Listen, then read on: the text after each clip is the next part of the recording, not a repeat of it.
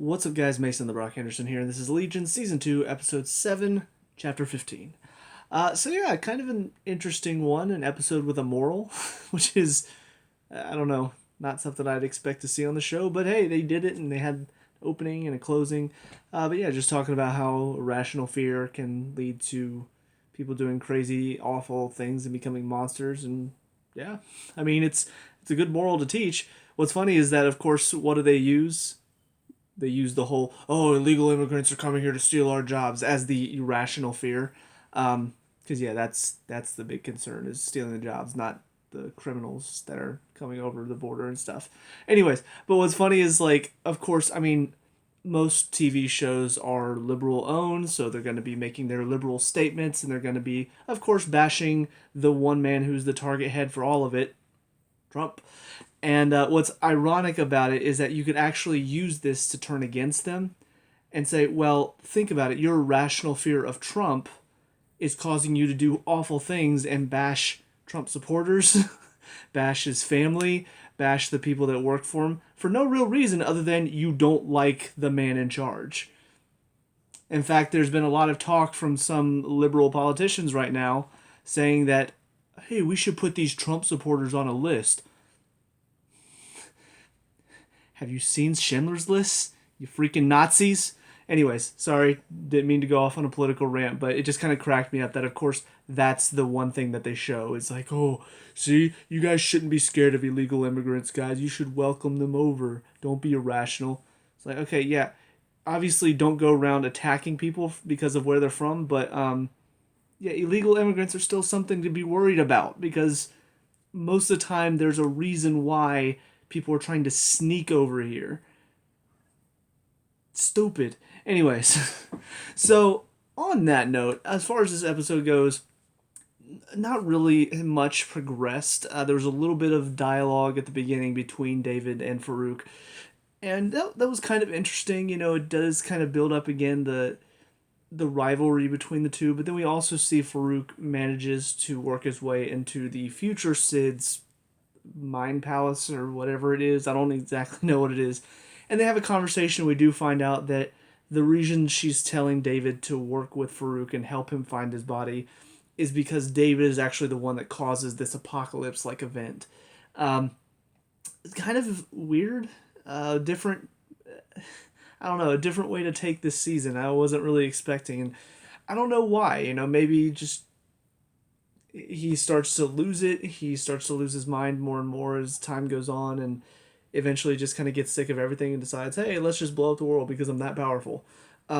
We did, again, that last episode, I looked up what some people were saying about it to kind of find out what the whole idea of it, of the whole multiple alternate timelines were.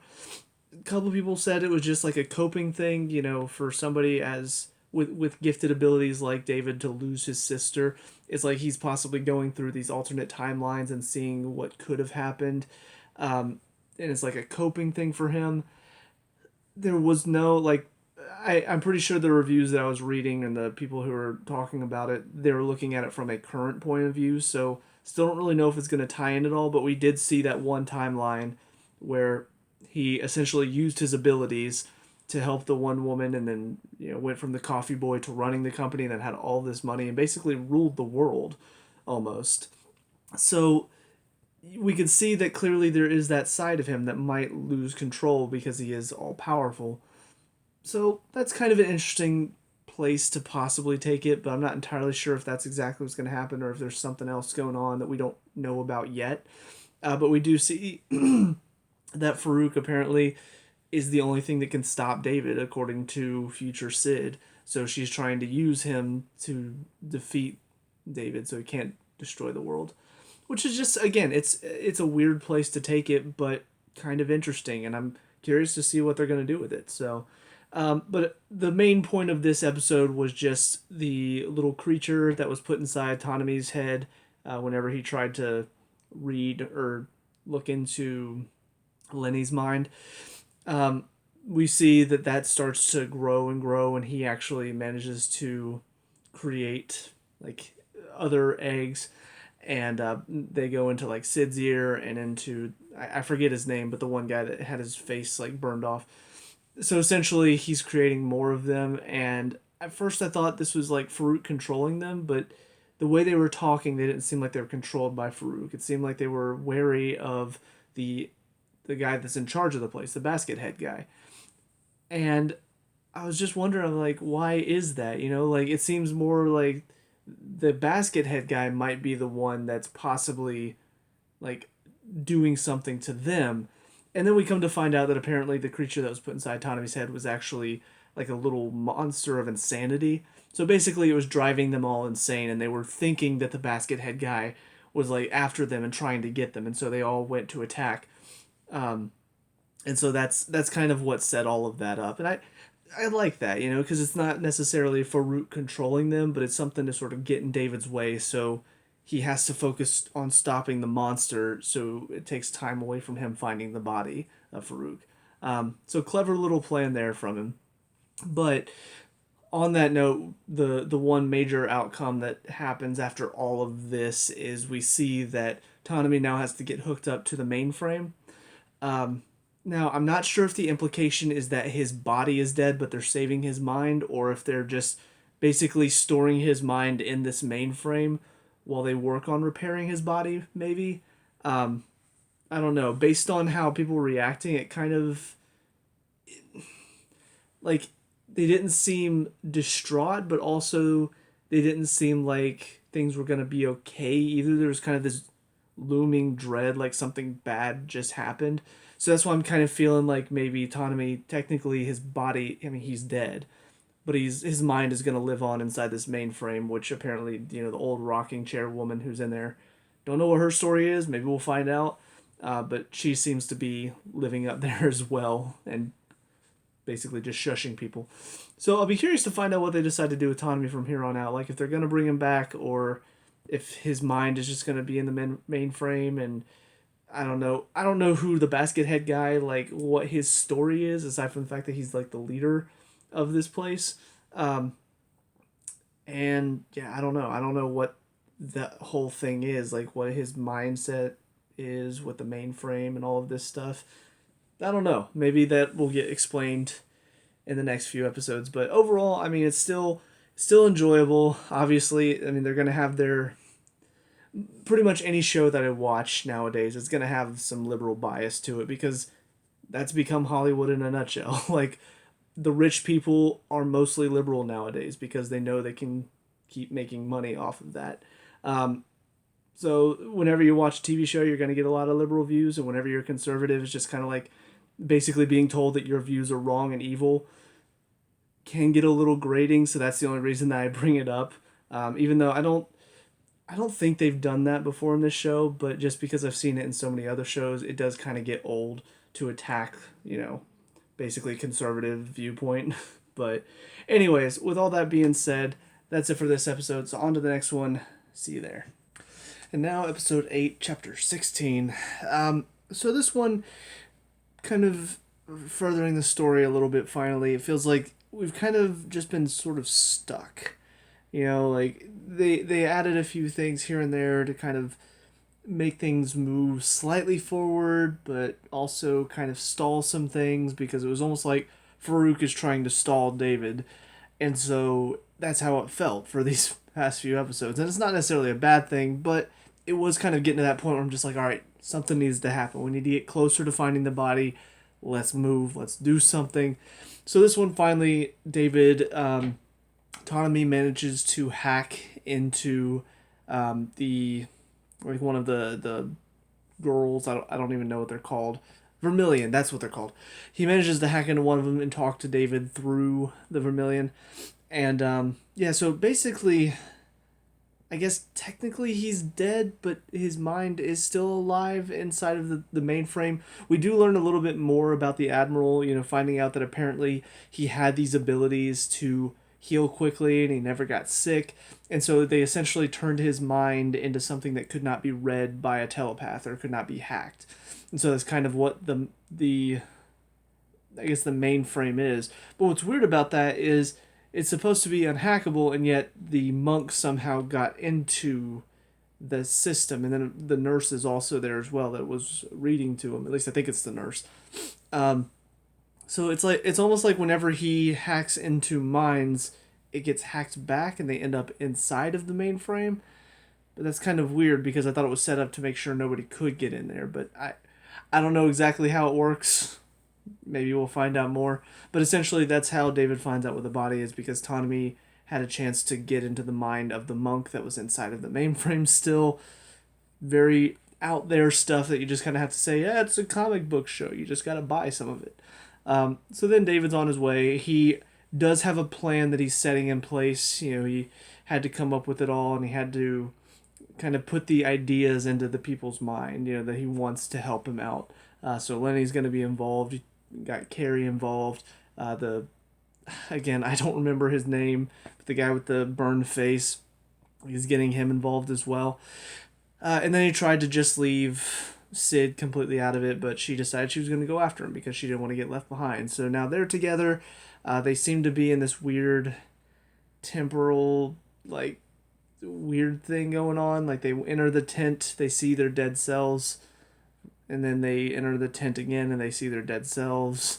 So I don't know exactly what's going on there. Farouk did say that David wouldn't be able to find his body or find the temple until he figured out the secret. So there's got to be something going on that probably has to do with this whole looping of time that they're going through. He's got to find out a way around it. I don't know exactly how, but I'll be curious to see. We also see, I talked about how Oliver and Melanie, they seem to be contacting each other somehow, but it didn't seem to go anywhere.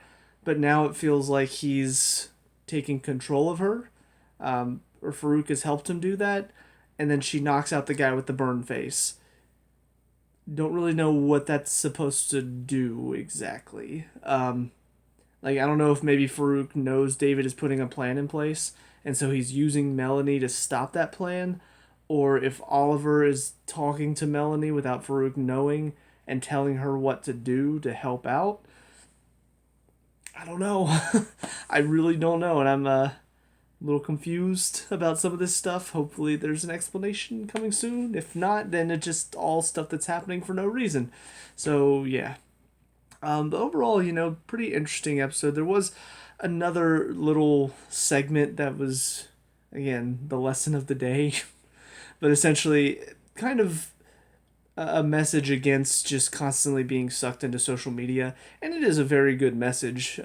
Again, took it a little liberal, but I mean, that message in and of itself is a good message, just like the message from the last episode. They're both good messages to have, because one, yeah, you shouldn't let your rational fears of things you don't really agree with, you shouldn't let those fears turn you into a monster that starts attacking people.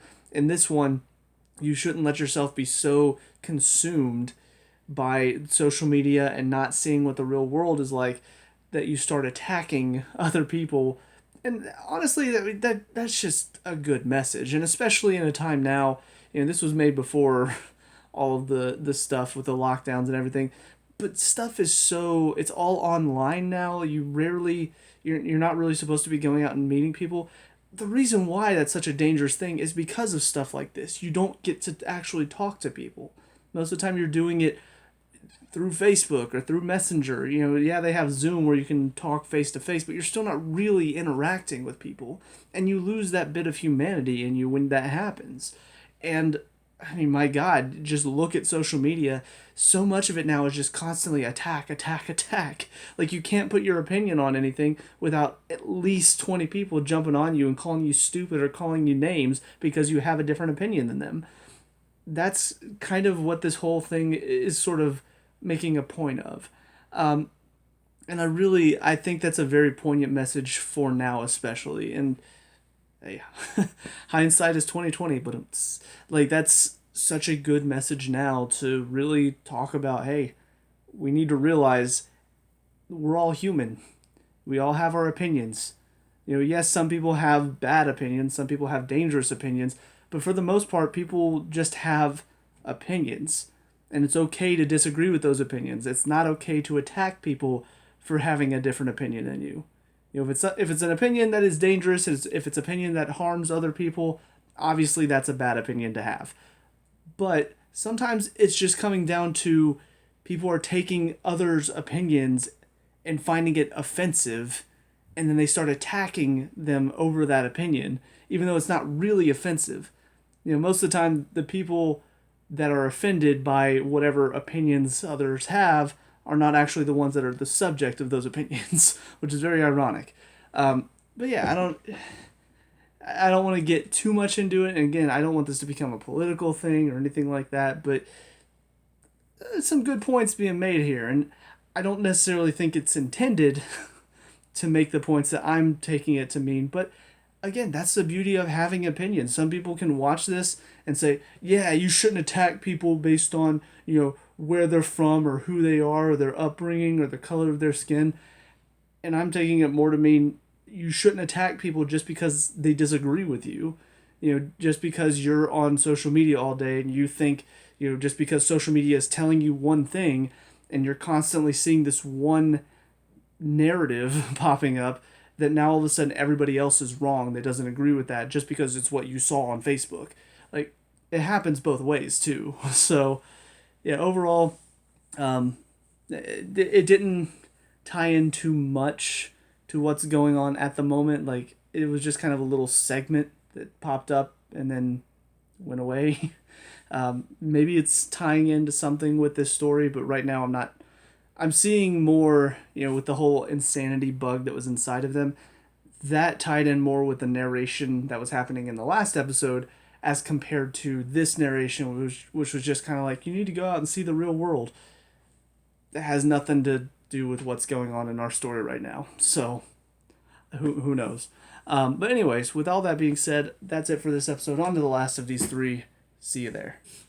And finally, episode 9, chapter 17.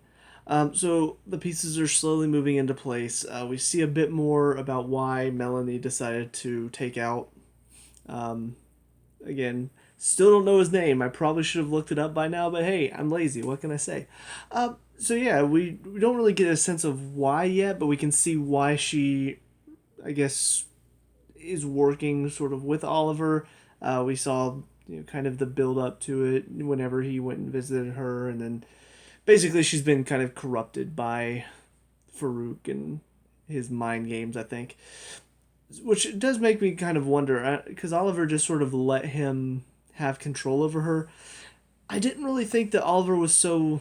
I don't know if he did it willingly, but it seems like he was very much trying to stop whatever Farouk has planned. And yet, in this episode, he seems very compliant with everything Farouk wants. And, I don't know, it seems like a bit of a change for him. And I'm not saying, again, he could have been threatened to do it. I don't know for sure. Maybe we'll find out more details later. But it did seem very easy for him to just go in and allow Farouk to control Melanie and get her involved in this whole thing. And it could be, maybe he doesn't care about Melanie as much as it seemed to be in the past. That could be it. Or it could just be maybe this is all part of his plan, is making Farouk think he has the upper hand and allowing him to get control of Melanie, when in reality he is kind of using that against Farouk in a way. I don't know. I'll be very curious to see exactly how that's going to play out. But aside from that, we got to see sort of what's going on with the rest of the plan. Still don't know what's going on with David and Sid at the moment because we didn't see any of them. But we did see both of the Carries got the message that... Why am I tired? Need to wake up. But they both got the message that David put in their brain, and so they go steal this weapon and they put it in a car and then they drive it and leave it for Lenny to pick up. Lenny just basically kind of... I don't know, it's kind of interesting with her because we see that apparently Amy, there is part of her that still resides within Lenny. And I don't know if this is the first time we're actually seeing it or if this has been happening all along and she's just sort of been repressing it. But her story, I'll admit, did drag on a little bit. I kind of got the gist. She's trying to stay away. She's trying not to... She's basically just trying to live her life. Did lead to, admittedly, some fan service moments. But, I mean, that's basically what she wants to do. She just wants to go hang out with the people she used to hang out with, get high, sleep around, all that fun stuff.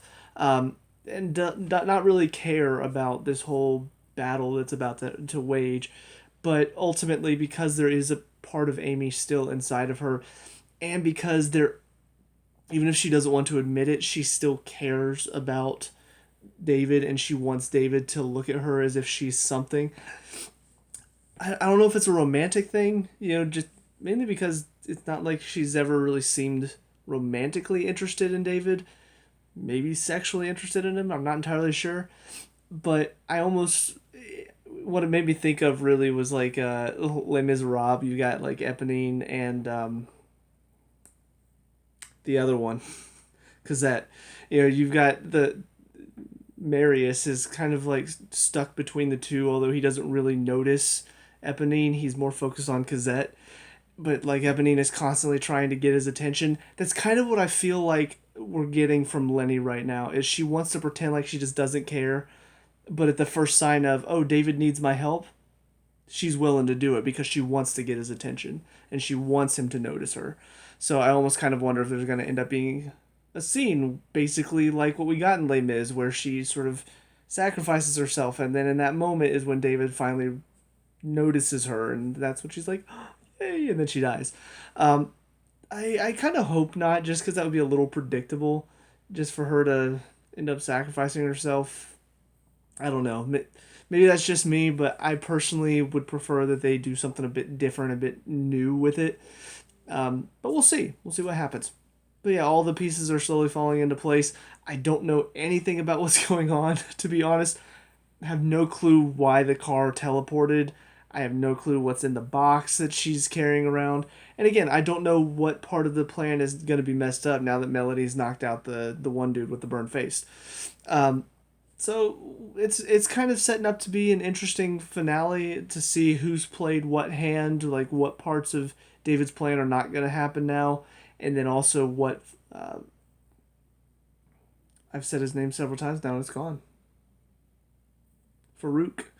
It'll be interesting to see what Farouk's plan is to counteract David's plan, and I guess all of this stuff in between. But a lot of it, this episode, it did kind of feel filler. There are a lot of slower moments with Melanie, a lot of slower moments with Lenny, and it's not necessarily bad, but it definitely felt more just filler. You want to have your moments of Melanie just dancing around, getting high. You want to have your moments of Lenny partying with the people and then making out with the girl because, hey, fan service.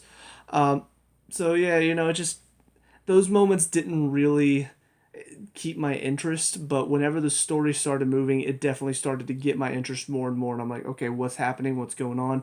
So hopefully these last two episodes that are coming up, it's more story focused. And obviously, I mean, the type of show that Legion is, they are going to have their weird moments, they are going to have their drawn out, like stylized moments, but I want them to be more story based. Like whenever they show David and Sid walking through the desert with the stylized, it does kind of feel like, okay, you're just biding time, but also the style and the way it's shot and the way it's set up, you do kind of feel that, God, they're looking forever. Like, you're supposed to feel like, oh my lord, they're looking forever, like they can't find it.